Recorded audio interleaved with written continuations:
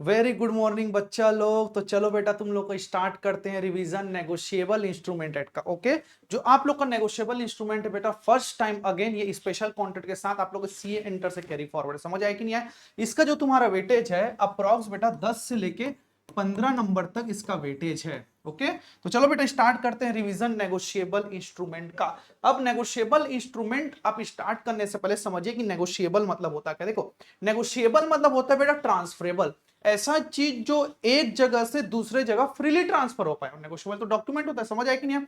जो नेगोशिएबल उसी को बोला जाता है कि जो फ्रीली ट्रांसफरेबल होता है। और इंस्ट्रूमेंट क्या होता है? इंस्ट्रूमेंट मतलब एक ऐसा चीज जिसको आप कोई काम करने के लिए यूज कर पाओ। और यहां पास आप लोग के इंस्ट्रूमेंट मतलब होगा बेटा डॉक्यूमेंट, समझ आएगी ना। इंस्ट्रूमेंट मतलब क्या होगा आप लोग का? डॉक्यूमेंट होगा। तो नेगोशिएबल इंस्ट्रूमेंट एक्ट आपका 1881 है। ये बेटा होल ऑफ इंडिया में एप्लीकेबल हुआ था 1 मार्च 1882 को, समझ आए कि नहीं आया। 1 मार्च 1882 में बेटा ये पूरे इंडिया में एप्लीकेबल हुआ था, वो भी होल ऑफ इंडिया में। क्लियर है कि नहीं? अब ध्यान से समझते हैं नेगोशिएबल इंस्ट्रूमेंट की कहानी। अब जैसे कि जो नेगोशिएबल इंस्ट्रूमेंट है बेटा, वो इनहेंस करता है क्रेडिट ट्रांजैक्शन। मतलब अगर क्रेडिट ट्रांजैक्शन एग्जिस्ट करता है उसी का नेगोशिएबल इंस्ट्रूमेंट भी एग्जिस्ट करता है। जैसे कि एक पर्सन है, उसने किसी सेकेंड पर्सन से गुड्स को खरीदा। अब ध्यान समझना, ये समझो पर्सन ए है और ये पर्सन बी है। इसने कुछ गुड्स को खरीदा, समझो वैल्यू थी उसकी 10,000 रुपीज, बट उसने इसको परचेस किया है क्रेडिट में। इसमें परचेस किया क्रेडिट में। अब सिनेरियो समझना, मिस्टर तो बोलता है कि भाई मुझे उधारी दे दो। मिस्टर भी बोलता है भैया मैं आपको तो जानता ही नहीं हूं, कैसे उधारी दे दूं, और कल मेरे को पैसा नहीं दोगे तो गड़बड़ हो जाएगा, मैं कहां से वसूली करूंगा। तो मिस्टर ये बोलता है एक काम करते हैं ना, मेरे पास तो सिक्योरिटी नहीं है, लेकिन मैं एक काम करता हूं, आपको मैं राइटिंग में लिख के देता हूं कि मैं प्रॉमिस करता हूं कि मैं आपको कुछ पे कर दूंगा, मतलब उस समय में पे कर दूंगा। तो यहीं से बेटा इसी तरीके से नेगोशिएबल इंस्ट्रूमेंट का इंसेप्शन हुआ है, समझ आया कि नहीं? अब ये तो लीगली नहीं था, लीगली उसको नेगोशिएबल इंस्ट्रूमेंट बनाया गया, समझ आया कि नहीं आया। जैसे पहले की हुंडीज होते थे, बहुत सारे ऐसे चीजें होते थे जो नेगोशिएबल इंस्ट्रूमेंट में, नेगोशिएबल इंस्ट्रूमेंट के थ्रू उसको लाया गया। अब समझ आए कि नहीं आया। अब सबसे बड़ा क्वेश्चन ये आता है कि सर नेगोशिएबल इंस्ट्रूमेंट क्या होता है। उससे पहले समझो बेटा कि तुम लोग नेगोशिएबल इंस्ट्रूमेंट में पढ़ने क्या क्या वाले हो, समझ आया कि नहीं आया। जरा ध्यान से देखना। अब जो तुम्हारा एनआई एक्ट है, एनआई एक्ट है, उसमें दो पार्ट होंगे। पहला आप लोग का पार्ट होगा बेसिक, जिसको बेसिक्स भी बोला जाता है, और दूसरा आप लोग का होगा एडवांस। एडवांस से मतलब जिसमें केस स्टडी भी पढ़ने पड़ेंगे आप लोग को। अब जो आप लोग का बेसिक्स है उसमें एकदम सिंपल आप लोग क्या क्या पढ़ना है, नेम, टाइप्स एंड एसेंशियल्स, मतलब इतने ही पढ़ने हैं। कौन कौन से आप लोग के नेगोशिएबल इंस्ट्रूमेंट होते हैं, या तो उसको नेम बोल लो या तो उसको मीनिंग बोल लो, समझ आएगी नहीं, आपको ये पढ़ना है। अब मेन क्वेश्चन आता है सर हमको एडवांस में क्या क्या पढ़ना है। देखो एडवांस में आप लोग को पहला पढ़ना है बेटा क्लासिफिकेशन, नेगोशिएबल इंस्ट्रूमेंट का क्लासिफिकेशन क्या क्या होता है, समझ आएगी नहीं। दूसरा प्रेजेंटमेंट, प्रेजेंटमेंट ऑफ इंस्ट्रूमेंट, आपको इंस्ट्रूमेंट का प्रेजेंटमेंट पढ़ना पड़ेगा। साथ ही साथ rules for compensation, rules for compensation, ये थर्ड पॉइंट आपको इसको भी पढ़ना पड़ेगा। और साथ ही साथ बेटा आप लोगों last one ways of negotiation, ways of negotiation, मतलब आपको इतने जो टॉपिक्स है आपको एनआई एक्ट में कवर करने पड़ेंगे। हाँ ये चीज समझ जाओ कि इंटर से आया जरूर, लेकिन बेटा उतना ज्यादा पार्ट नहीं आया, मतलब थोड़े से ही पार्ट को इंटर से यहां पर कैरी डाउन किया गया है, समझ आया कि नहीं आया। तो बेसिक्स में तुमको इतने पढ़ने हैं, ठीक है, और एडवांस में इतने सारे पढ़ने हैं। क्लियर है कि नहीं? तो अब हम लोग स्टार्ट करते हैं कि नेगोशिएबल इंस्ट्रूमेंट एक्चुअल में होता क्या है। तो ध्यान समझिएगा, अब क्वेश्चन यह राइज होता है कि व्हाट इज नेगोशिएबल इंस्ट्रूमेंट। एकदम सिंपल डेफिनेशन है, थोड़ा ध्यान समझिएगा। सबसे पहले negotiable instrument,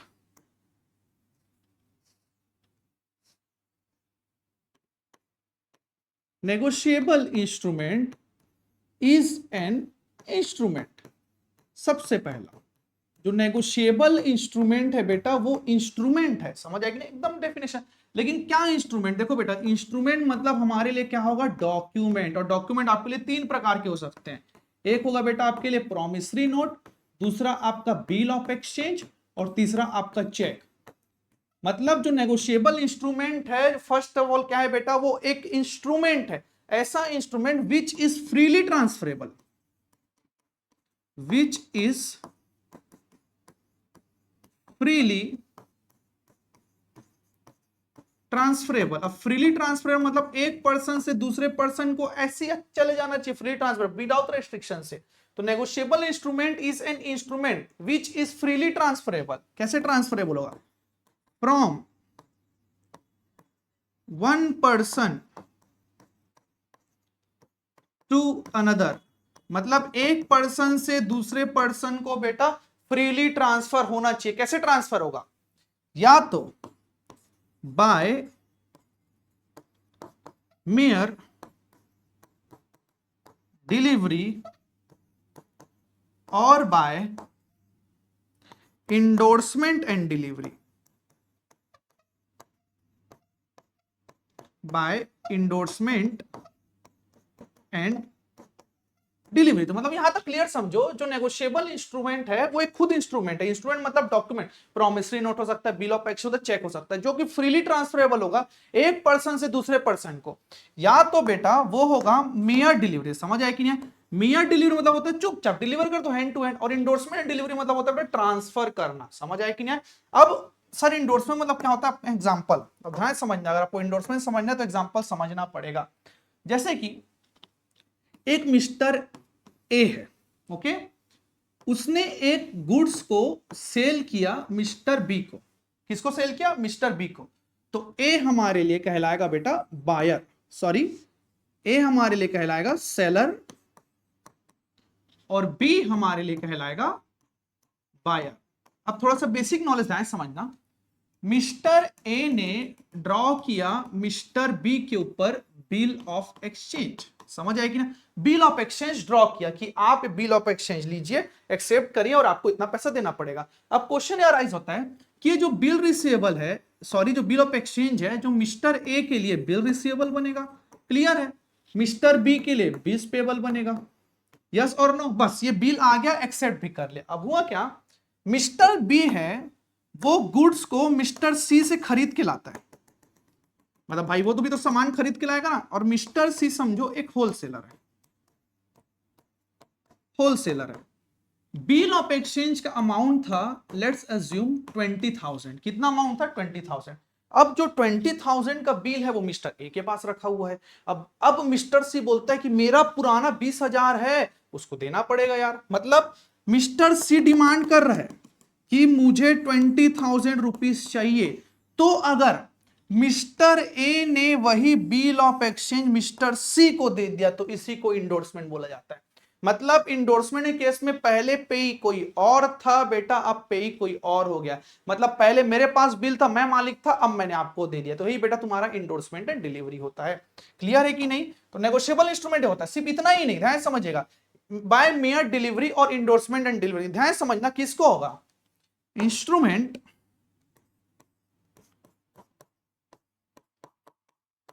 instrument is transfer to bona fide transferee, bona fide transferee for value. ध्यान समझना, अब जो इंस्ट्रूमेंट ट्रांसफर होगा बेटा वो बोनाफाइड ट्रांसफरी को फॉर वैल्यू, वैल्यू के लिए, बिना वैल्यू के लिए कभी ट्रांसफर नहीं होगा। अब क्वेश्चन ये आता है कि सर ये बोनाफाइड ट्रांसफरी क्या होता है। देखो बोनाफाइड ट्रांसफरी वो होता है बेटा जिसको कोई सस्पेक्ट नहीं है, ना तो किसी के बारे में शक है कि डिफेक्टिव टाइटल क्या होंगे, समझ आए कि नहीं आए। तो इसको बोला जाता है without any suspect of defective title, मतलब डिफेक्टिव टाइटल के बिना सस्पेक्ट्स के। और या तो ऐसा बोल सकते हो बेटा जिसने गुड फेथ में खरीदा है, या तो जिसने ट्रांसफर लिया है गुड फेथ पे। अब इसका एक एग्जांपल समझाऊं, ध्यान समझना। चलो एक चीज समझते हैं, जैसे कि मिस्टर ए ने ना मिस्टर बी को एक नेगोशिएबल इंस्ट्रूमेंट ड्रॉ करके दिया।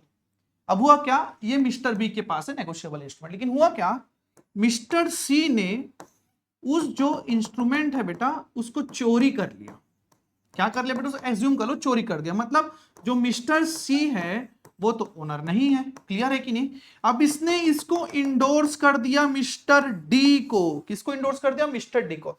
अब जो मिस्टर डी है अगर उसको कोई सस्पेक्ट नहीं है, कोई शक नहीं है इसके बारे में कि सी ओनर है या नहीं, तो बेटा इस केस में ये बोनाफाइड ट्रांसफरी कहलाएगा, क्योंकि उसको कोई शक नहीं है ओनर के लिए। समझ आए कि नहीं आए, ये आप लोग का बोनाफाइड ट्रांसफरी होता है। क्लियर है कि नहीं, तो ध्यान समझिएगा, नेगोशिएबल इंस्ट्रूमेंट का ये आप लोग का डेफिनेशन होता है। नेगोशिएबल इंस्ट्रूमेंट क्या होता है बेटा, आप लोग के एक इंस्ट्रूमेंट इन राइटिंग होता है, समझ आए कि नहीं, जो फ्री ट्रांसफर होता है एक पर्सन से दूसरे पर्सन को, या तो मियर डिलीवरी से हो सकता है, ध्यान समझिए, या तो मियर डिलीवरी से हो सकता है, या तो इंडोर्समेंट एंड डिलीवरी से हो सकता है। ध्यान समझना, इंस्ट्रूमेंट किसको पेबल होगा बेटा, बोनाफाइड ट्रांसफरी को, वो भी वैल्यू के पर्पस के लिए। गॉट इट और नॉट, चलो आगे बढ़ते हैं। ठीक, उसके बाद बोला जाता है कि जो नेगोशिएबल इंस्ट्रूमेंट है क्या इंक्लूड करता है।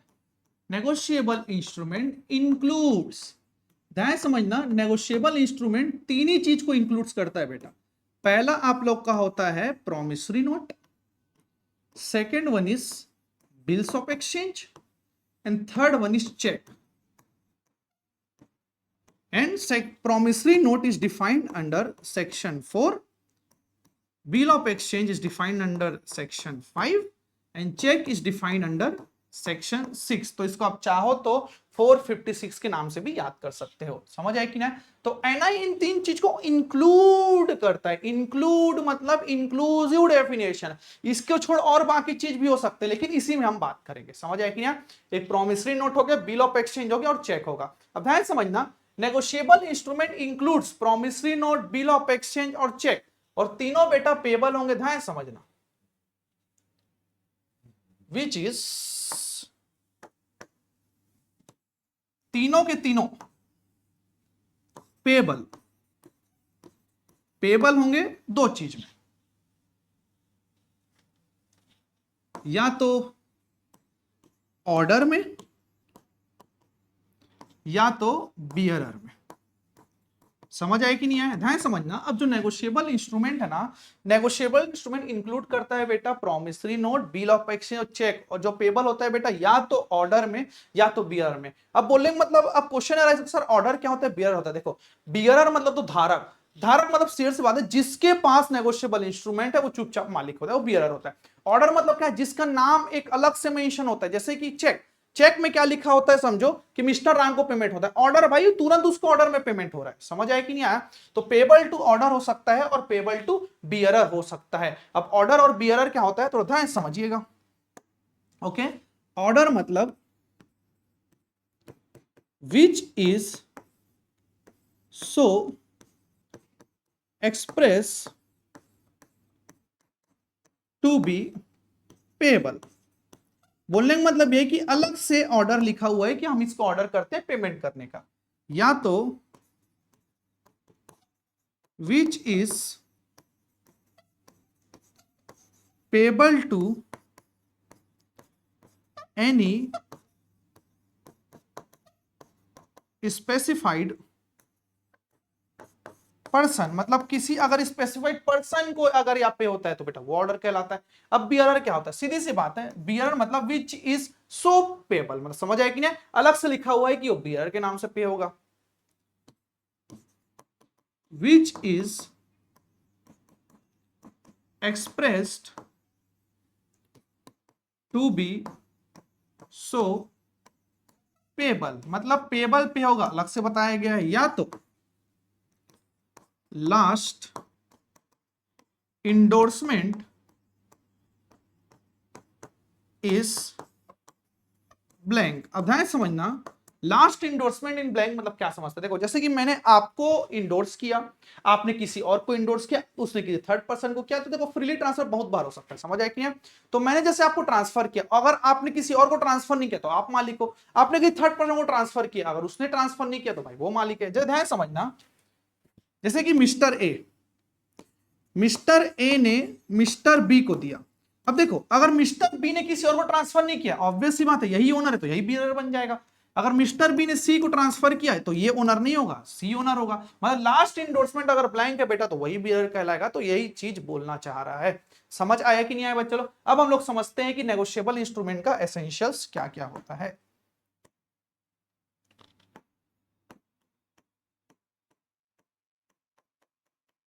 Essentials of negotiable instrument. अब सबसे बड़ा क्वेश्चन ये राज होता है कि सर नेगोशिएबल का जो एसेंशियल वो पता है सर, राइटिंग है, साइंड है ये, लेकिन सबसे बड़ा तकलीफ ये होता है सर कि हमको पूरे पॉइंट्स याद नहीं होते।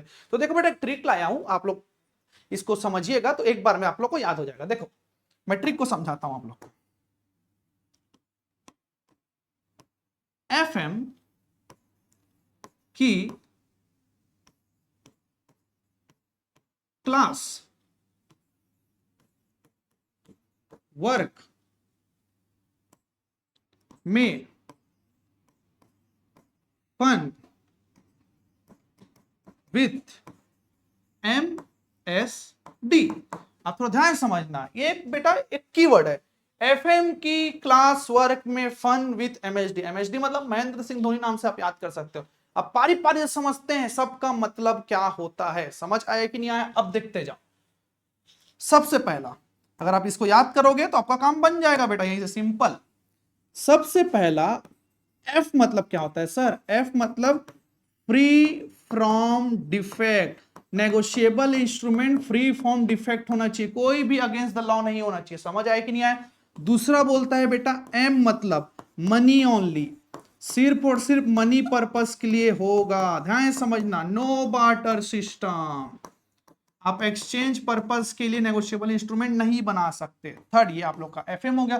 फिर क्लास वर्क में बेटा सी और डब्ल्यू। सी मतलब क्या होता है बेटा? Certain. C is equal to certain. ध्यान समझना, सर्टेन कौन कौन? सबसे पहला जो सम आप पेमेंट कर रहे हो, दूसरा टाइम, एंड तीसरा पेई। ये तीनों के तीनों आपके सर्टेन होने चाहिए। गॉट इट और नॉट? फिर आपका फोर्थ पॉइंट आता है बेटा डब्ल्यू। डब्ल्यू तो पता होना चाहिए, नेगोशिएबल इंस्ट्रूमेंट डब्ल्यू मतलब must be in writing. Negotiable instrument तो must be in writing, oral नहीं होना चाहिए। समझ आए कि नहीं आए? फिर फिफ्थ आपका आता है बेटा एफ। एफ मतलब बताओ भाई, एफ मतलब क्या होता है? Freely transferable. फ्रीली ट्रांसफरेबल मतलब आप फ्रीली एक पर्सन से दूसरे पर्सन को ट्रांसफर कर सकते हो, ये एफ हो गया। अब यू मतलब क्या होता है? ध्यान समझिएगा, U is equal to definite and unconditional. Definite and unconditional होना चाहिए। समझ आए कि नहीं है? कोई भी कंडीशन नहीं होना चाहिए प्रोमिसरी नोट में। अगर कंडीशन हुआ तो बेटा प्रोमिस नोट आप लोग का इनवैलिड हो जाएगा। ये यू हो गया। फिर आफ्टर दैट आप लोग का आता है बेटा n. n is equal to number of times, इसको बोला जाता है नंबर ऑफ टाइम्स ट्रांसफर। अब चाहे तो कितने बार भी ट्रांसफर कर सकते हो, टिल सेटिस्फेक्शन। जब तक आपको सेटिस्फेक्शन नहीं मिल जाता तब तक आप इसको ट्रांसफर कर सकते हो। कितने बार ट्रांसफर करने में कोई रेस्ट्रिक्शन नहीं है इसमें। समझ आया कि नहीं आया? फिर अब ध्यान समझना, अब जो आप लोग का 8th है, ओके, अब एक 8th है और एक 9th है। अब मैंने बताया था बेटा आप लोग को MSD, इसमें आप लोग को M को इग्नोर करना है, S और D में ध्यान देना है। S मतलब आप लोग को होगा स्टैंपिंग। समझ आए कि नहीं है? नेगोशिएबल इंस्ट्रूमेंट में स्टैंप होना, या तो उसको अभी फिलहाल तुम साइन बोल लो, यस और नो, साइन।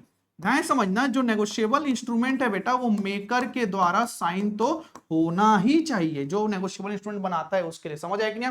फिर डी होता है डिलीवरी।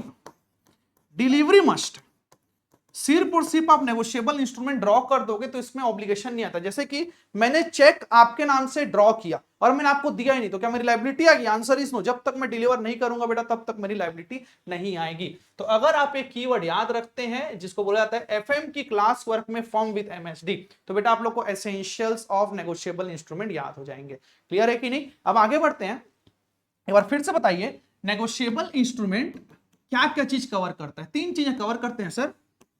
पहला होता है प्रॉमिसरी नोट, दूसरा बिल ऑफ एक्सचेंज और तीसरा आप लोग का चेक। ये तीनों को हम लोग को पारी पारी पढ़ना है, सेक्शन 4, 5, 6। यस और नो? तो चलो स्टार्ट करते हैं। हम लोग पहले स्टार्ट करेंगे आप लोग का promissory note.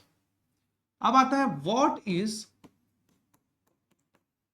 Is promissory note. ये डिफाइन है बेटा आप लोग का सेक्शन 4 में। अब देखो प्रॉमिसरी नोट क्या बोलते हैं? ऐसा जो सीधी सी बात है प्रॉमिस, लेकिन प्रॉमिस क्या होना चाहिए बेटा? वो अनकंडीशनल प्रॉमिस होना चाहिए। कंडीशनल प्रॉमिस यहां पास एक्सेप्ट नहीं होगा।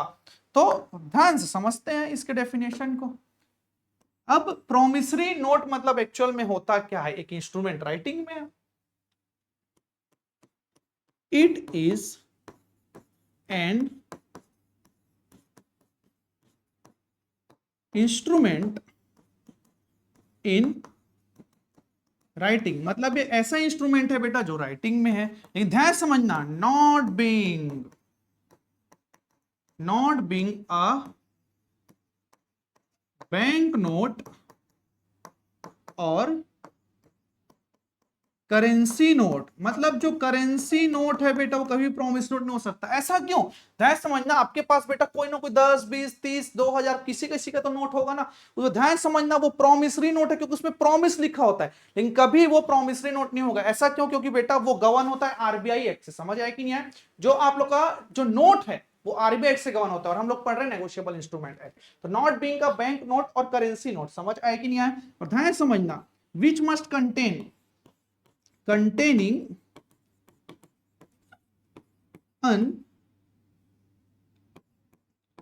unconditional promise। जो कंटेन करेगा बेटा unconditional promise signed by the maker. कौन साइन करेगा इसको? मेकर। और पेबल किस में होगा?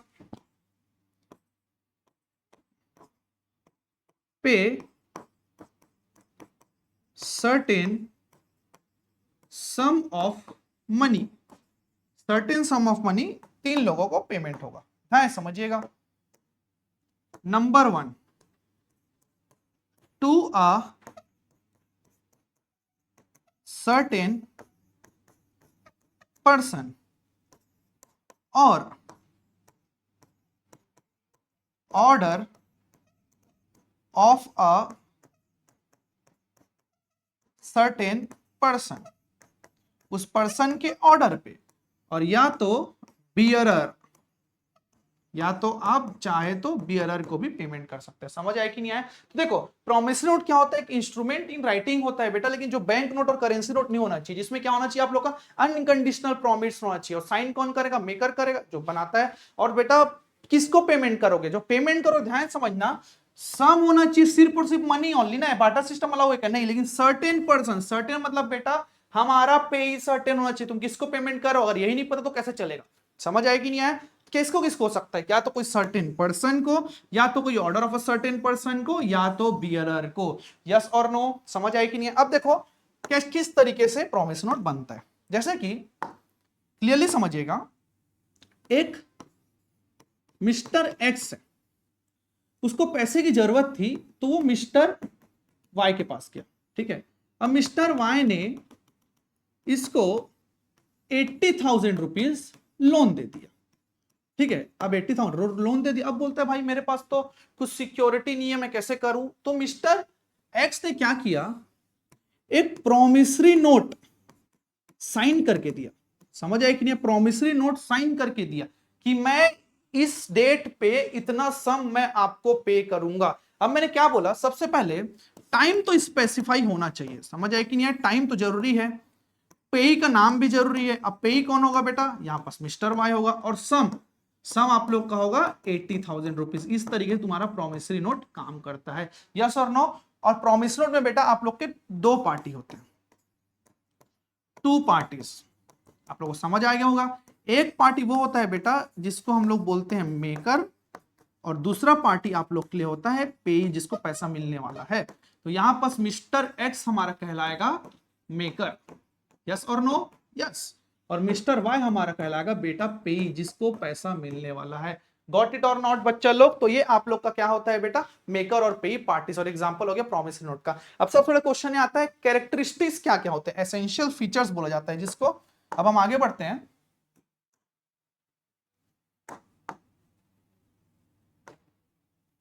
इसको बोला जाता है features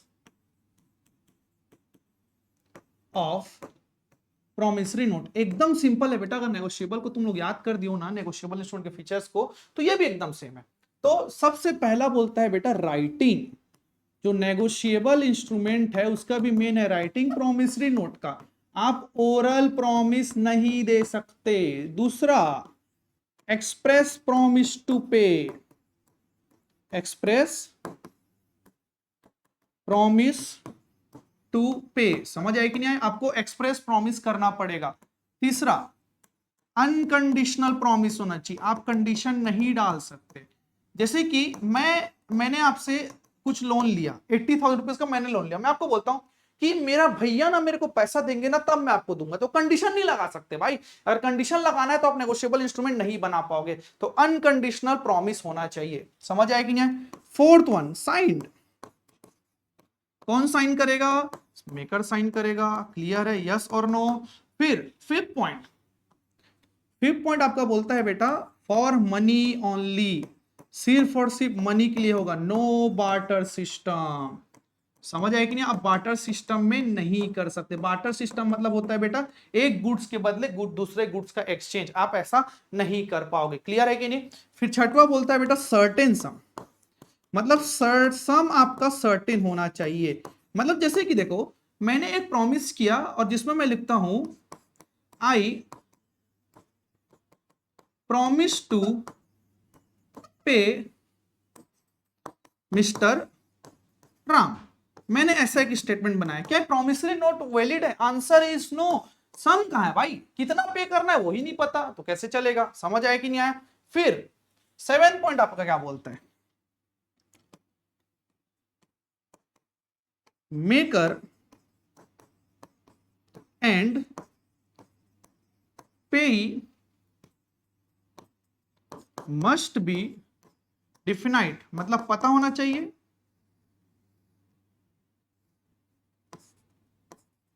must be definite certain and different person. Got it और नॉट? अब जो बेटा मेकर है और पेई है वो दोनों अलग पर्सन होने चाहिए। मैं खुद को प्रॉमिस कर रहा हूं कि मैं 10 दिन बाद आपको पैसा दूंगा, भाई ये किस चीज का प्रॉमिस है? समझ आया कि नहीं? तो मेकर और पेई बेटा वो लोग अलग अलग पर्सन होने ही चाहिए। क्लियर है कि नहीं? अब एकदम ध्यान समझना, अब जो आरबीआई एक्ट है, आरबीआई एक्ट इसमें कुछ बात बोलता है, थोड़ा क्लियर समझिएगा। एज पर आरबीआई एक्ट क्या बोलता है? ओनली आरबीआई और central government has power to issue promissory note containing bearer. मतलब इसका बोलने का मतलब यह है कि आरबीआई के हिसाब से सिर्फ और सिर्फ RBI, reserve bank of India और सेंट्रल गवर्नमेंट ही प्रॉमिसरी नोट ऐसा इशू कर सकता है बेटा जिसमें बियरर हो। अब एकदम कॉन्सेप्ट को तुम लोग ध्यान समझना, ये होक चल क्या रहा है। जैसे कि मैं ध्यान समझना, बियरर मतलब क्या होता है? जैसे कि एक प्रॉमिसरी नोट है, अगर ये मिस्टर ए के पास है तो ए मालिक, बी के पास है तो बी मालिक, सी के पास है तो सी मालिक, डी के पास है तो डी, किसी के पास भी हो वो मालिक हो जाता है ना। अब ध्यान समझ, नोट कैसे करता है? नोट, करेंसी नोट, मैंने आपको पैसा दिया, आपका हो गया, नाम लिखा होता है क्या उसमें किसी का? डी को मैंने दिया, उसका हो गया, आपने किसी और को दिया, उसका हो गया। अगर ऐसा आरबीआई अगर नहीं करता ना बेटा तो इंडिया वाले लोग अपना ही करेंसी नोट बना देंगे। समझ आए कि नहीं? आरबीआई का कोई वैल्यू ही नहीं रहेगा। चल मेरे को ना 100 रुपए का सामान खरीदना है, मैं काम करता हूं मस्त ना प्रॉमिसरी नोट बना देता हूं, आई प्रॉमिस टू पे लिख देता हूं और बियरर कर देता हूं, मैंने आपको दिया, आपने किसी और को दे दिया, तो भाई मार्केट में एक अलग सा नोट फ्लोट होना चालू हो जाएगा जो आरबीआई नहीं चाहता। समझ आया कि नहीं? उसी कारण आरबीआई के हिसाब से बेटा प्रॉमिसरी नोट बियरर नहीं हो सकता, सिर्फ और सिर्फ आरबीआई और सेंट्रल गवर्नमेंट के पास ही पावर है प्रॉमिसरी नोट को बियरर में इशू करने के लिए। क्लियर है कि नहीं बच्चा लोग? अब ध्यान समझना, अब इसके बाद हम लोग स्टार्ट करते हैं बेटा आप लोग का bills of exchange. Second part होता है आप लोग का बिल ऑफ एक्सचेंज। अब क्वेश्चन ही आता है कि what is bill of exchange. इससे पहले एग्जांपल समझते हैं, वही एग्जांपल को मैं कैरी फॉरवर्ड करता हूं। देखो एक मिस्टर राम है, ओके, ये जो मिस्टर राम है ये है शॉप ओनर, इसने कुछ गुड्स को सेल किया क्रेडिट में, ओके, क्रेडिट में सेल किया, समझो मिस्टर जय को, मिस्टर जय को इसने क्रेडिट में सेल किया, अमाउंटिंग था 1 लाख रुपए इसका बेचा। अब हुआ क्या, अब मिस्टर जय बोलता है मैं पैसा तो नहीं पाऊंगा, ठीक है मत दे, कोई दिक्कत नहीं है, तो मिस्टर राम ने बिल ऑफ एक्सचेंज किया ड्रॉ। अगर इसने बिल ऑफ एक्सचेंज ड्रॉ किया है तो बेटा ये कहलाएगा आपका ड्रॉवर। फर्स्ट ऑफ ऑल तो जो person bill of exchange draw करता है, इसने इसके नाम पे ड्रॉ किया, और मिस्टर जय, आफ्टर दैट मिस्टर जय की क्या ड्यूटी बनती है, उसको चुपचाप एक्सेप्ट करके वो ड्रॉवर को वापस करेगा आफ्टर एक्सेप्टेंस, और जिस दिन एक्सेप्टेंस हो जाएगा बिल ऑफ एक्सचेंज बेटा इन्फोर्स हो जाएगा। अब कल के डेट में क्या होगा, अब समझो 3 महीने 90 दिन की इसकी वैलिडिटी है, अब 90 दिन में मिस्टर राम जो है जय के पास लेके जाएगा, भाई तेरे को पैसा देना था ये ले और मेरे को पैसा दे दे, तो ये ट्रांजैक्शन होता है। लेकिन ध्यान समझना, अब मिस्टर राम चाहे तो कि थर्ड पर्सन को इसको इंडोर्स भी कर सकता है, समझ आया कि नहीं, इंडोर्स कर सकता है। अब जिसके इंडोर्स होगा और जिसके पास बिल ऑफ एक्सचेंज होगा बेटा वो कहलाएगा पेई। क्लियर है कि नहीं, वो क्या कहलाएगा आपका पेई। और एक चीज क्लियर समझ जाइए, ध्यान समझना, ड्रॉवर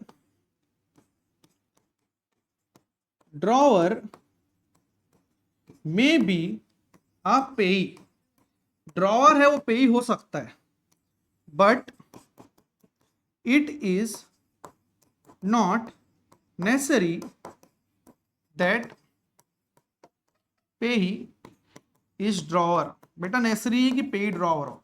देख ड्रॉवर है वो पेई बन सकता है अगर इंडोर्समेंट नहीं किया, जैसे कि ध्यान समझना, इस केस में अगर राम ने बिल को इंडोर्स नहीं किया तो वही ड्रॉवर है वही पेई, उसी को पैसा मिलने वाला है। तो बेटा एक चीज समझ जाओ, ड्रॉवर है वो पेई हो सकता है लेकिन पेई हर बार ड्रॉवर नहीं होगा।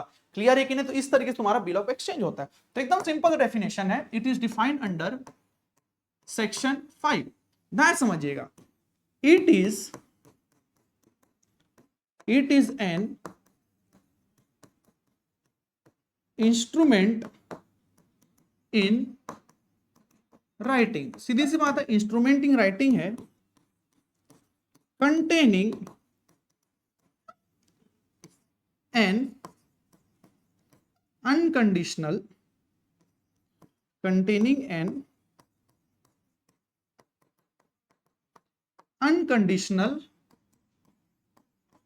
order signed by the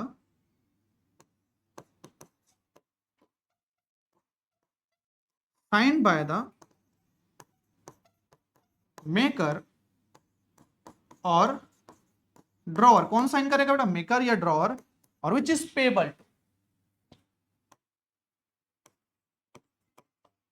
payable certain sum of money to, किसको, सेम चीज जैसे प्रोमिसरी नोट में पढ़ा था, टू सर्टेन पर्सन, मतलब किसी सर्टेन पर्सन को, या तो order of a certain person, या तो बियरर। समझ आए कि नहीं आए, या तो बियर। ये बेटा आप लोग का बिल ऑफ एक्सचेंज का डेफिनेशन होता है, जैसे प्रॉमिसरी नोट वैसा बिल ऑफ एक्सचेंज। एकदम बस ध्यान समझना, जो प्रॉमिसरी नोट है बेटा वहां पास प्रॉमिस है, लेकिन बिल ऑफ एक्सचेंज में यहां पास ऑर्डर कंटेन करेगा। आप लोग इतना बस पता होना चाहिए। क्लियर है कि नहीं? अब पार्टीज कितने कितने होते हैं, 3 प्रकार के पार्टीज होते हैं। Parties of bill of exchange. Bill of exchange के 3 पार्टी होते हैं। पहला होता है बेटा drawer, who draws the bill, जो बिल को ड्रॉ करता है उसको ड्रॉवर बोला जाता है। दूसरा ड्रॉई, वो person to whom bill is drawn, जिसके ऊपर बिल ड्रॉ किया जाता है। अब पे, 3 पार्टी होते हैं। पे टू whom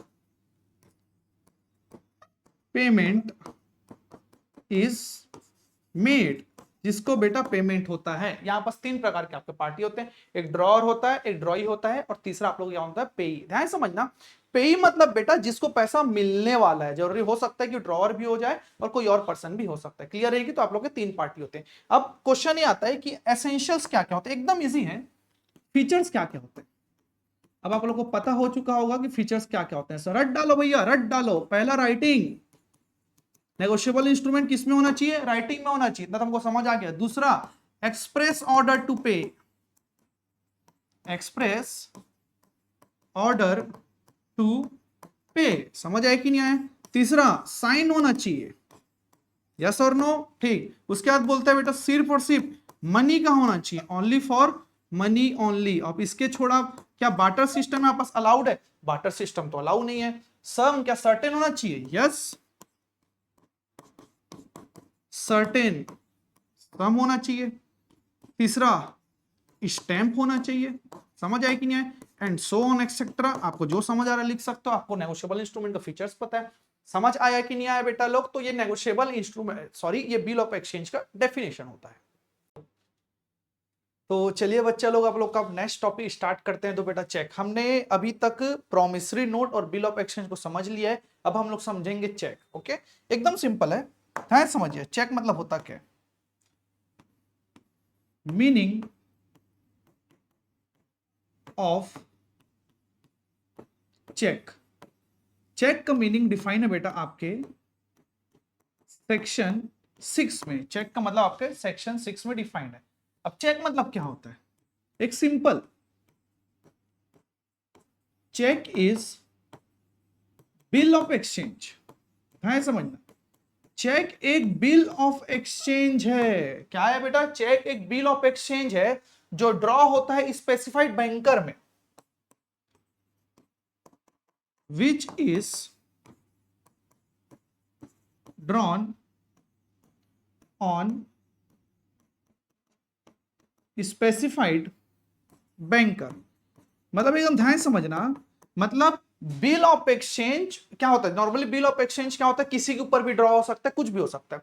लेकिन चेक एक ऐसा बिल ऑफ एक्सचेंज है जो ड्रॉ होता है बेटा स्पेसिफाइड बैंकर में। मतलब इसका हमेशा जो ड्रॉ ही होगा वो बैंकर ही होगा। समझ आया कि नहीं आया? और बेटा ये कभी भी सो एक्सप्रेस पेबल नहीं होगा अदर देन डिमांड। समझ आया कि नहीं आया? Not express to be payable otherwise on demand. मतलब अगर डिमांड होगा तभी पेमेंट होगा बेटा, अदरवाइज इसका पेमेंट नहीं होगा।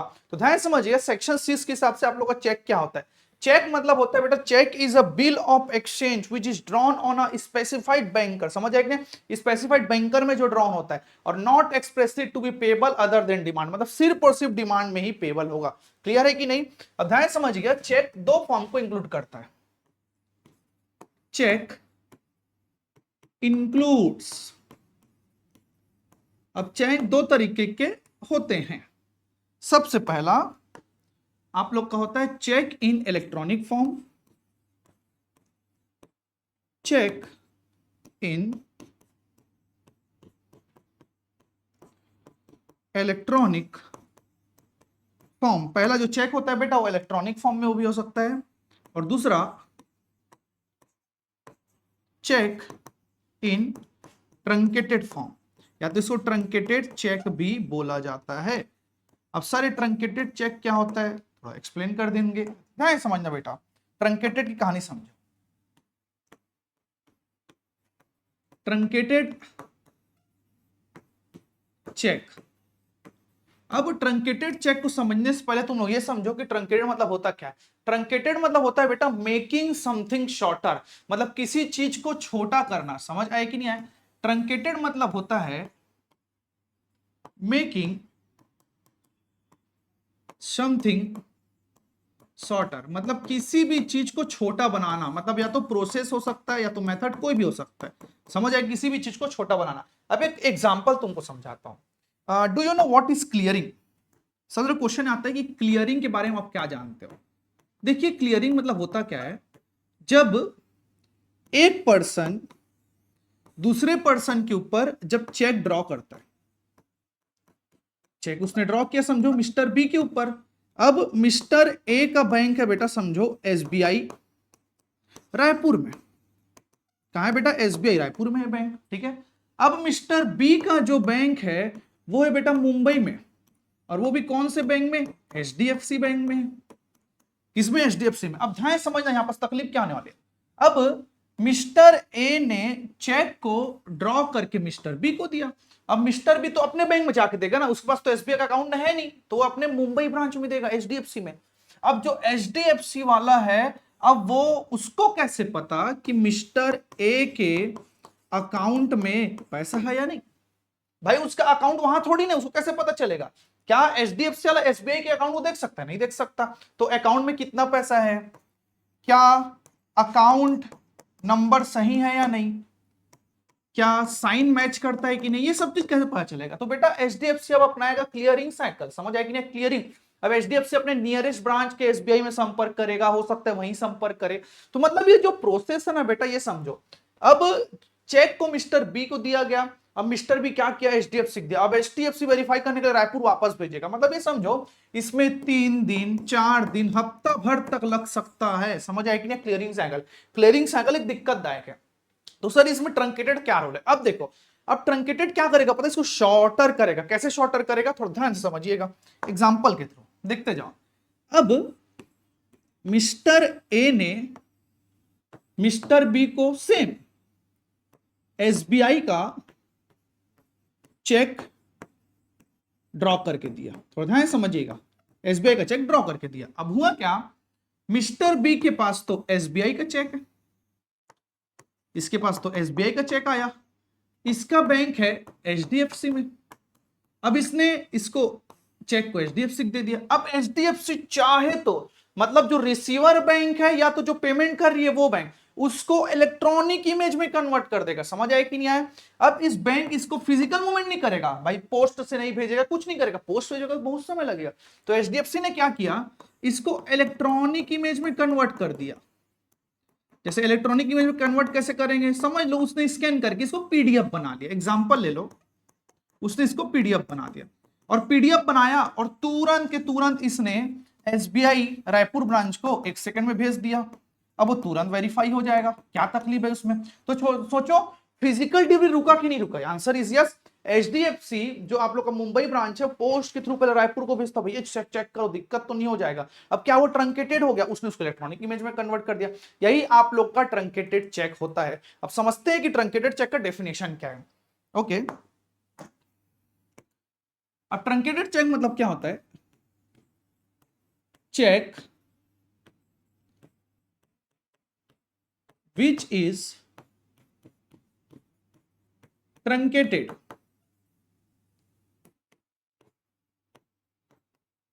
During clearing cycle. मतलब जब क्लियरिंग होता रहेगा उस टाइम पे ट्रंकेट होगा बाय क्लियरिंग हाउस। और क्लियरिंग हाउस कौन होता है बेटा? जो आरबीआई स्पेसिफाइड करती है। क्लियरिंग हाउस और बाय एनी बैंक, या तो एनी बैंक। कैसे करेंगे? इमीडिएटली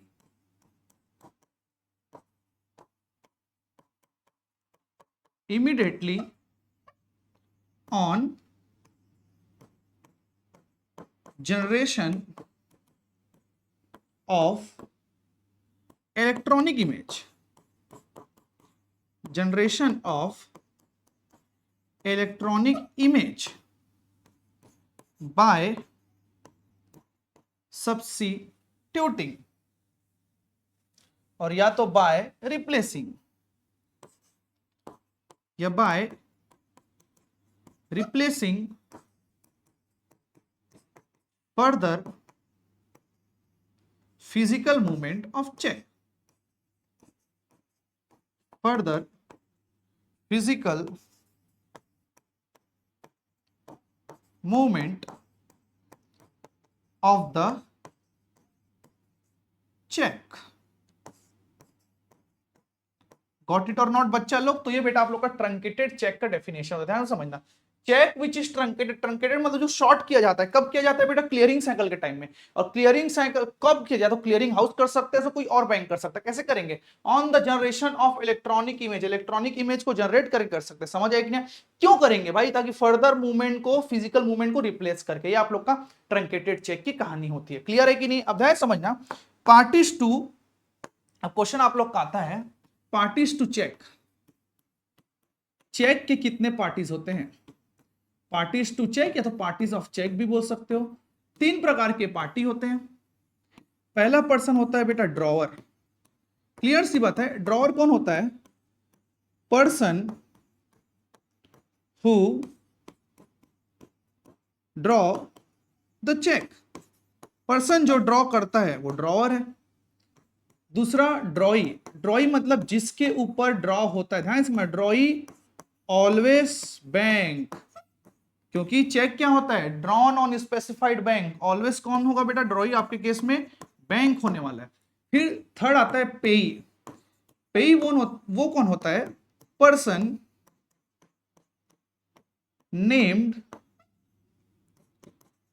इन द इंस्ट्रूमेंट, जिसका नाम इंस्ट्रूमेंट में लिखा हुआ है। समझ आए कि नहीं आए? ध्यान समझना, अब जो पर्सन का जो नेम है, चाहे तो वो नेम हो सकता है बेटा ड्रॉवर इटसेल्फ का, वो खुद का नाम भी लिख सकता है, जिसको प्यार से सेल्फ चेक भी बोला जाता है। समझ आया कि नहीं? खुद का भी नाम लिख सकता है, या तो किसी थर्ड पार्टी का भी नाम लिख सकता है,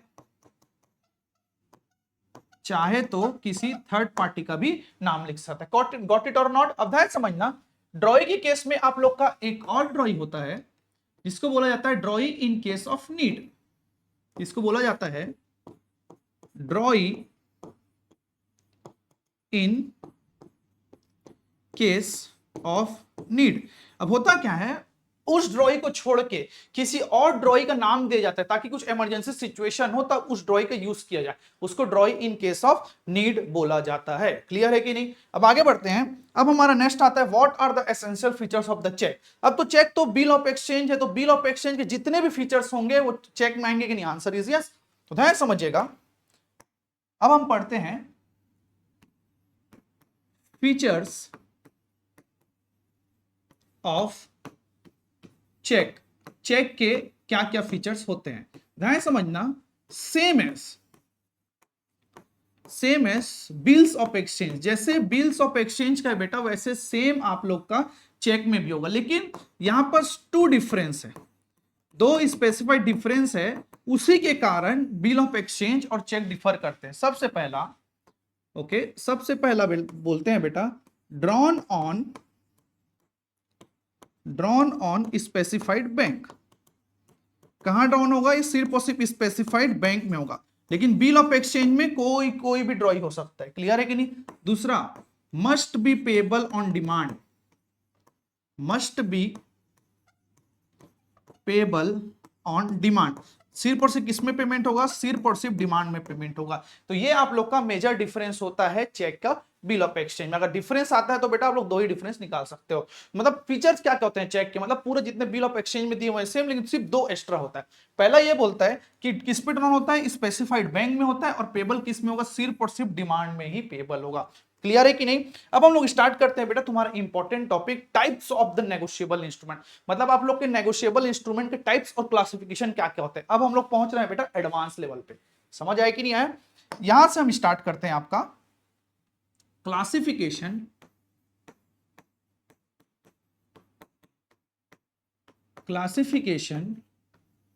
of negotiable instrument. Negotiable instrument कितने प्रकार के होते हैं? अब एक चीज तो जनरली समझ जाओ, नेगोशिएबल इंस्ट्रूमेंट होता है वो 6 प्रकार के होते हैं, लेकिन इसके बेसिस 3 होते हैं। ध्यान समझिएगा। पहला आप लोग का होता है ऑन द बेसिस ऑफ पे। पहला आप लोग का होता है ऑन द बेसिस ऑफ पे। दूसरा आप लोग का होता है on the basis of location. Second आपके लिए होता है on the basis of location. And third one is on the basis of validity. On the basis of validity. 3 प्रकार के बेसिस में आप लोग के नेगोशिएबल इंस्ट्रूमेंट होते हैं। इसके अंदर बेटा दो और पार्ट आएंगे। देखो, on the basis of the pay में आप लोग का सबसे पहला आता है जिसको बोला जाता है बेटा बियरर। उसको बोला जाता है बियरर इंस्ट्रूमेंट। समझ आए कि नहीं आए? एंड सेकेंड को बोला जाता है ऑर्डर। हम इन सब को डिटेल में पारी पारी से समझेंगे। पहला होता है बेटा बियरर, दूसरा होता है ऑर्डर, तीसरा on the basis of the location में एक होता है आप लोग का इनलैंड, दूसरा आप लोग के लिए होता है foreign. On the basis of the validity में अगेन दो। पहला बोलते हैं बेटा इनकॉट इंस्ट्रूमेंट, या तो इनकॉट इंस्ट्रूमेंट को इनकम्प्लीट इंस्ट्रूमेंट भी बोला जाता है, और सेकेंड होता है बेटा एम्बिगियस इंस्ट्रूमेंट। समझ आए कि ना? जिसके बारे में कोई नॉलेज नहीं होता, मतलब शक रहता है। समझ आए कि नहीं आया? तो ये बेटा आप लोगों का क्लासिफिकेशन होता है। अब सबको पारी पारी से समझते हैं। ओके, ध्यान दीजिएगा। हम पहले आपका स्टार्ट करते हैं ऑन द बेसिस ऑफ पे। अब हम स्टार्ट करते हैं on the basis of the pay हमारे कितने होते हैं। सबसे पहला आप लोग का होता है जिसको बोला जाता है bearer instrument. Bearer instrument and second one is known as ordered instrument. अब बियरर और ऑर्डर का थोड़ा मतलब ध्यान समझिएगा। इसका मतलब एक्चुअल में होता क्या है। अब जो बियरर इंस्ट्रूमेंट होता है उसका मतलब बेटा धारक। धारक मतलब जो जिसके पास नेगोशिएबल इंस्ट्रूमेंट है बेटा वही होल्डर कहलाएगा। जैसे कि मैं अगर आपको ब्लैंक चेक देता हूं, ब्लैंक चेक, तो जिसके पास भी ब्लैंक चेक जाएगा बेटा वो बियरर है। समझ आए कि नहीं है? तो clearly on the basis of the pay में पहला क्या बोलता है, इन विच पे नेम इज ब्लैंक। सबसे पहले ऑन द बेसिस ऑफ पे पढ़ रहे तो बेटा ऐसा इंस्ट्रूमेंट जिसमें पे का नाम ब्लैंक होता है। ऑर्डर में क्या होता है, इन विच पे नेम इज मेंशन, जिसमें कि पे का नाम मेंशन होगा। समझ आए कि नहीं आए? अब देखो, अब जो बियरर इंस्ट्रूमेंट है, अब ध्यान समझना, जो आप लोग का बियरर इंस्ट्रूमेंट है ये आप लोग का नेगोशिएटेड होगा डिलीवरी से। नेगोशिएटेड बाय मेयर डिलीवरी, मतलब चुपचाप डिलीवरी कर सकते हो फिजिकल डिलीवरी। जैसे एग्जांपल देता हूं मैं। अब बियरर इंस्ट्रूमेंट के नाम पे आपके पास नोट है, करेंसी नोट, 200 रुपए का नोट है, मैंने आपको दिया। क्या मेरे को कुछ लिखना पड़ा?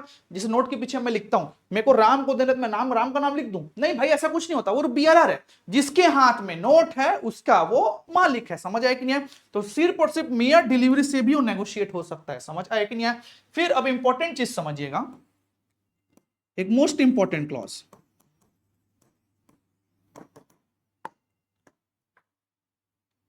promissory note और bills of exchange are not bearer।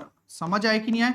वो कभी भी बियरर नहीं हो सकते। कौन बोलता है बेटा? As per RBI act. समझ आए कि नहीं आए? आरबीआई इसको अलग से बोलता है कि प्रॉमिसरी नोट और बिल ऑफ एक्सचेंज कभी भी बियरर नहीं हो सकते, वो ऑर्डर में पे होते हैं। क्लियर है कि नहीं? अब बात आता है आप लोग का ऑर्डर का। अब ऑर्डर का केस थोड़ा ध्यान समझिएगा। अब इन विच पे नेम इज मेंशन, जिसमें पे का नाम अलग से लिखा होता है। अब इस ऑर्डर में क्या होता है, payable to any specified person, मतलब किसी स्पेसिफाइड पर्सन को अलग से अगर पेमेंट हो रहा है तो वो आप लोग के लिए ऑर्डर कहलाएगा। और जो कि negotiated by endorsement and delivery, मतलब इंडोर्समेंट एंड डिलीवरी से ही नेगोशिएट होगा। समझ आया कि नहीं आया? तो बेटा ये आप लोग के लिए ऑर्डर इंस्ट्रूमेंट कहलाता है। क्लियर है कि नहीं? ये हो गया आप लोग का पहला basis. On the basis of पे में दो होते हैं, पहला आप लोग का होता है बियरर, दूसरा आप लोग के लिए होता है ऑर्डर। अब हम लोग नेक्स्ट स्टार्ट करते हैं। नेक्स्ट है बेटा on the basis of location. On the basis of location. अब लोकेशन के बेसिस में आप लोग के दो प्रकार के इंस्ट्रूमेंट होते हैं। First one is inland instrument, inland instrument, and second one is your foreign instrument. अब एकदम क्लियर है, इनलैंड को समझने से पहले फॉरेन का तुम लोग समझ लो, एकदम इजी है। फॉरेन क्या बोलता है?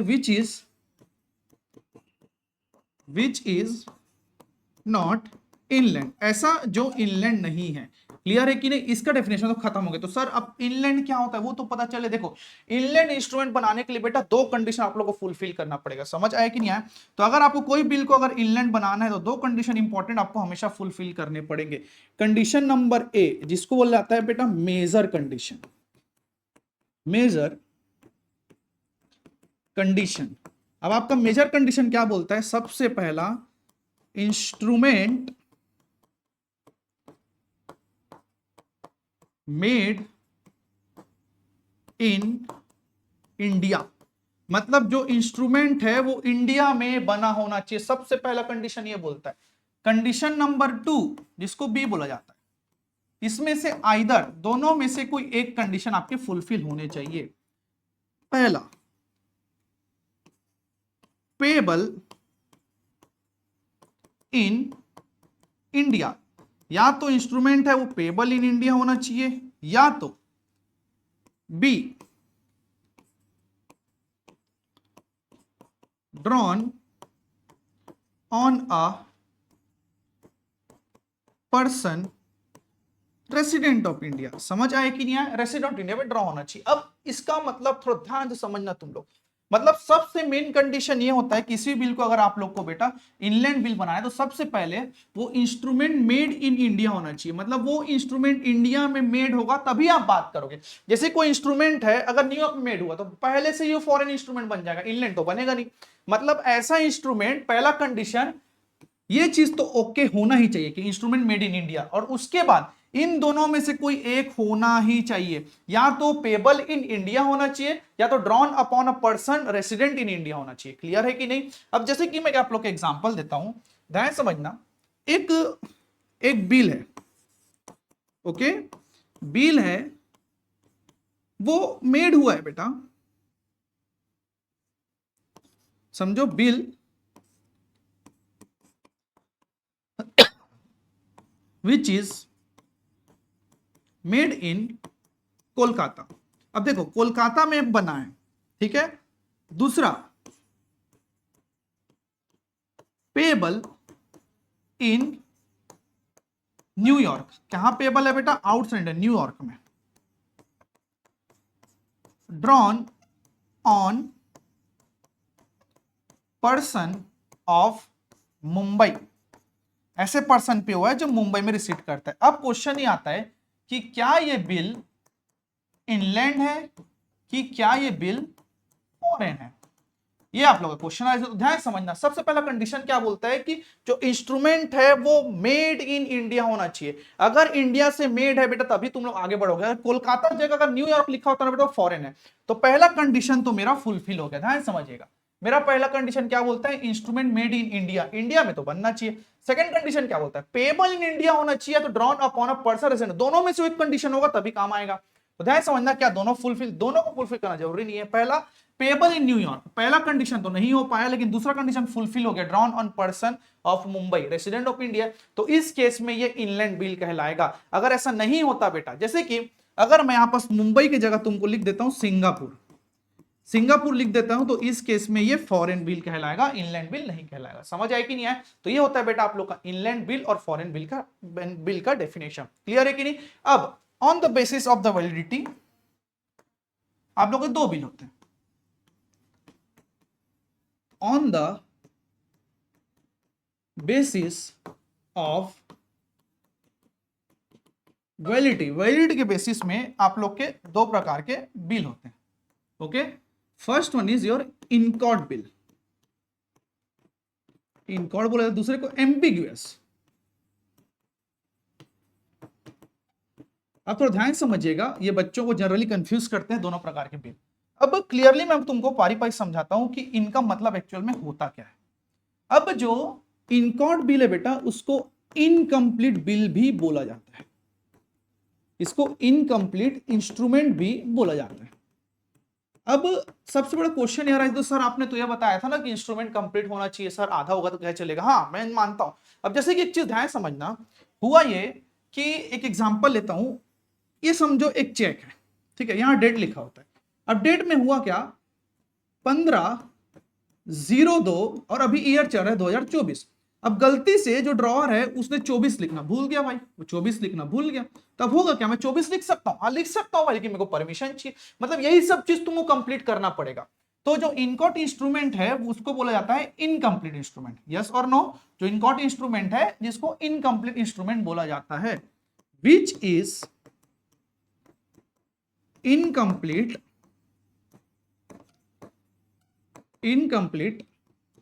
इन सर्टेन एस्पेक्ट्स, जो किसी सर्टेन एस्पेक्ट्स में बेटा इनकम्प्लीट होता है।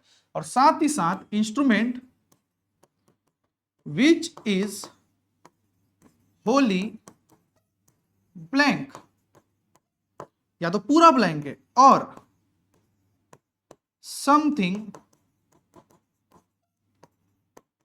रिटन वर्ड इज मिसिंग, मतलब कुछ समथिंग रिटर्न वर्ड है बेटा वो छूट गया है। तो इस केस में जो होल्डर है, ध्यान समझना,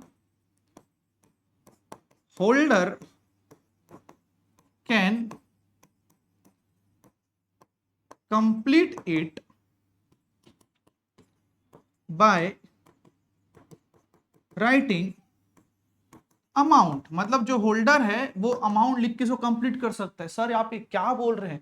मतलब चेक अगर ब्लैंक दिया गया तो उसको तो 1000 पेमेंट करना था, वो तो 1 लाख कर देगा, तो लफड़ा हो जाएगा इस चीज में। तो ध्यान समझना बेटा, होल्डर जो है कंप्लीट जरूर कर सकता है अमाउंट में। अब देखो अमाउंट का रेस्ट्रिक्शन आता है, अब अमाउंट कितना हो सकता है, अब अमाउंट कितना होगा बेटा वो स्पेसिफाई होगा इस जरिए से। दो पर्सन होंगे आप लोग के पास, एक पर्सन होगा बेटा होल्डर और दूसरा होगा holder in due course.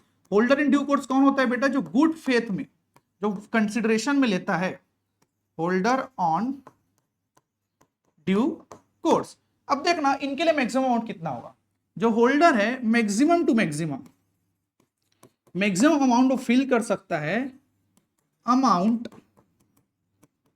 Intended to पे बाय साइनर, मतलब साइनर जितना पैसा देना चाह रहा था भाई उससे ज्यादा आप नहीं कर सकते। और होल्डर इन ड्यू कोर्स के केस में मैक्सिमम होगा अमाउंट स्पेसिफाइड इन स्टैम्प अफिक्स्ड। जो स्टैम्प अफिक्स्ड है बेटा उसमें अमाउंट स्पेसिफाइड होगा, और स्टैम्प रहेगा आप लोग का as per Indian stamp act. Clear है कि नहीं? ये आप लोग के लिए इनकम्प्लीट इंस्ट्रूमेंट होता है। अब हम बात करते हैं आप लोग का एम्बिगियस इंस्ट्रूमेंट। अब एम्बिगियस इंस्ट्रूमेंट को थोड़ा ध्यान समझते हैं।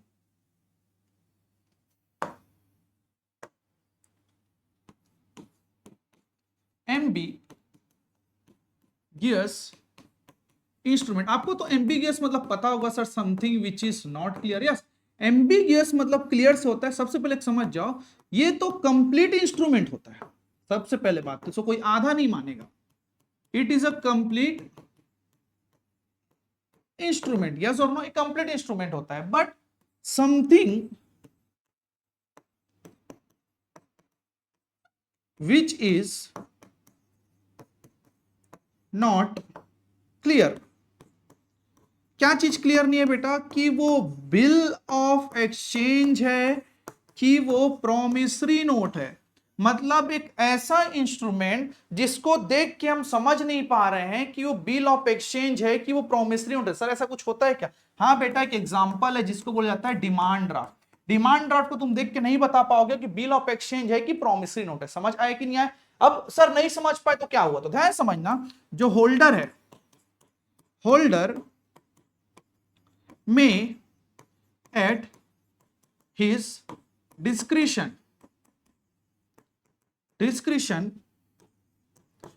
elect it either as promissory note और बिल ऑफ एक्सचेंज। मतलब जो होल्डर है वो अपने डिस्क्रिशन में चाहे तो उसको प्रोमिसरी नोट या तो बिल ऑफ एक्सचेंज, दोनों में से कोई भी ट्रीट कर सकता है। समझ आए कि नहीं आए? लेकिन ध्यान दीजिएगा, अगर once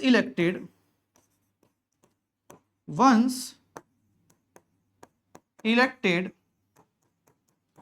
holder can not change. मतलब बोलने का मतलब ये कि अगर एक बार होल्डर ने सिलेक्ट कर दिया कि उसको मैं प्रोमिसरी नोट मानना चाहता हूं कि उसको मैं बिल ऑफ एक्सचेंज मानना चाहता हूं, आप फर्दर नहीं चेंज कर सकते। तो ध्यान समझिएगा, मैं एक बार को फिर से बता देता हूं कि आप लोग का इनकॉट इंस्ट्रूमेंट और एम्बिगियस इंस्ट्रूमेंट होता क्या। देखो, जो इनकॉट इंस्ट्रूमेंट है ना बेटा, उसको इनकम्प्लीट इंस्ट्रूमेंट भी बोलता है, आधा इंस्ट्रूमेंट जो कि कुछ एस्पेक्ट में कम रहता है। समझ आएंगे? या तो पूरा का पूरा ब्लैंक रहता है या तो कुछ वर्ड है जो मिसिंग है।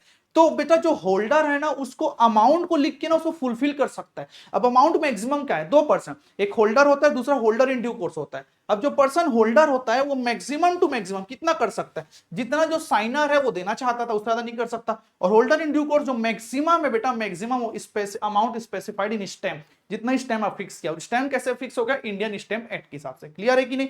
ये आप लोग का हो गया इनकॉट। फिर आप लोग का आता है एम्बिगियस। अब देखो एम्बिगियस मतलब क्या होता है? थोड़ा अटपटा है, जिसको समझ नहीं आ रहा है। समझ आया?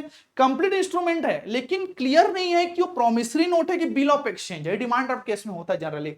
अब देखो, जो होल्डर जिसके पास वो इंस्ट्रूमेंट है, अब उसके ऊपर है कि उसको बिल ऑफ एक्सचेंज मानना चाहता है कि उसको प्रोमिसरी नोट मानना चाहता है। समझ आया कि नहीं है? और एक बार उसने जो चीज मान लिया बेटा, उसको बाद में नहीं बदल सकता। जैसे कि उसने अगर उसको प्रोमिसरी नोट मान लिया तो बाद में उसको बिल ऑफ एक्सचेंज ट्रीट नहीं कर सकता। क्लियर है कि नहीं? तो यहां पास बेटा आप लोग का क्लासिफिकेशन ऑफ इंस्ट्रूमेंट खत्म होता है।